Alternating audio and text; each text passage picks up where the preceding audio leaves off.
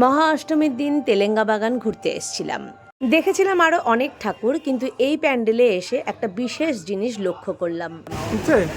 হ্যাঁ, তুই যেভাবে আছিস সেভাবেই থাক। এটা উঠবে সব কটা, কিন্তু নেটটা প্রবলেম করছে একটু।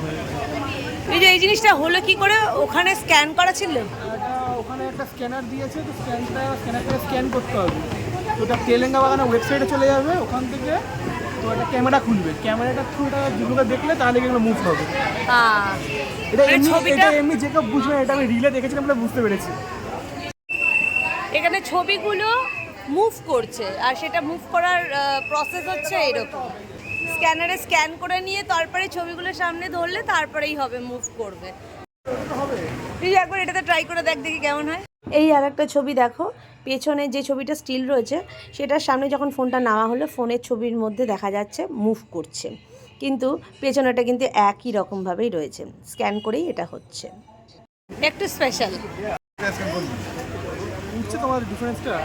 ঘুমটাতে একবার হাতটা দিল, মাথাটা তুললো, মানে খুব সামান্যই আর কি মুভ হচ্ছে, কিন্তু তবু হচ্ছে।